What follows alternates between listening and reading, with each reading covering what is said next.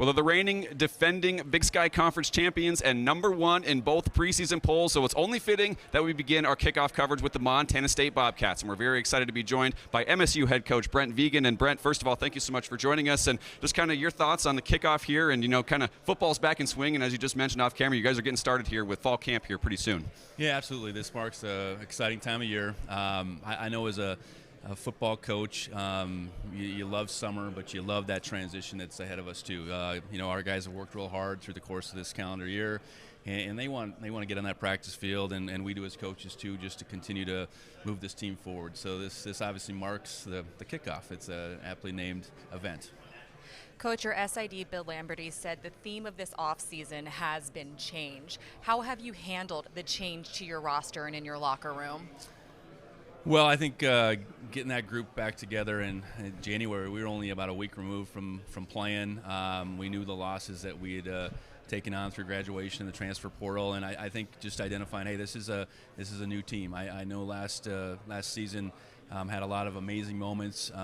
Reaching the championship game and coming up short was, that's mixed success in our minds. So I think this group wanted to continue to move our program forward, and you really work on leadership, you work on development, and those were our big themes because we lost a lot of good players on both sides of it, players that did a lot on the field, but then players that meant so much as leaders to our program.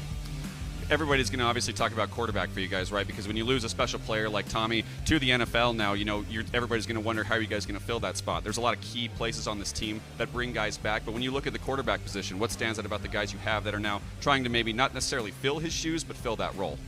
Well, that's a good point. They're not going to fill his shoes. We're not going to have another Tommy Millott. He's a one of one. So, becoming the best version of themselves is what we ask those guys to do. I think both Chance Wilson and Patrick Duchesne both had really good springs where they moved their game forward.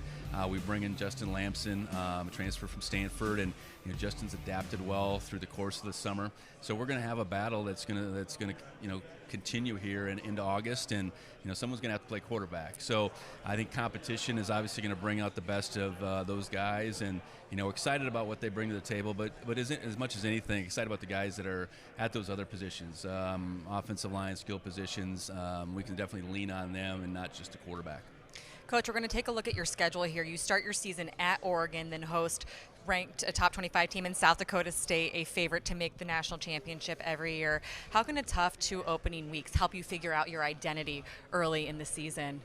Well, competition, right? I think we got as good a competition coming our way as anybody, and going to a place like Eugene to start off, it'll be a situation where our guys have to respond. There's no other way. They're about as good a program as there is in the country, and they've continued to build, and they were #1 at the end of the FBS season last year. So we're going to have to go in there and just do everything we can to move forward as a football program.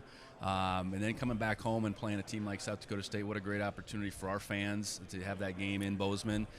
We've played them 3 times in my time, so I know that's one of those games that you certainly mark as an opportunity on the national stage to show what you can do. So, it'll be fun to see how our guys respond. I think it creates a sense of urgency, and it has all the way through the calendar year, and I'm excited for those opportunities. Running back has been one of these positions that's been so special for you guys the last few years, along with those offensive lines. When you have a guy like Adam Jones, who what a season he had a year ago, now the preseason offensive player of the year, but a real stable of backs. Can you just speak to that group and what their impact will be this year? Yeah, that's been a top flight position for us, and we've been able to recruit because of that. Recruit some really good players. Julius Davis coming back. Offsets the loss of Scott Ray, and Adam, just being a young player who has the capacity to continue to get better is super exciting. I think those two and their 1-2 punch that they can provide gives us what we need there. And we have some other guys that are continuing to work hard to find their opportunity as well. So we've got to play well at that position, among others. Expect big things out of them. Absolutely. Well, Brent, thank you so much for your time as always. Good luck this upcoming season. We're really excited to see what you guys can do. Thanks a lot. Go Cats. Absolutely. And coming up, joining us actually right now for their eyes on the ground, we're going to send it over to Tom Wiley, who's catching up with some folks here around the Northern Quest. Tom?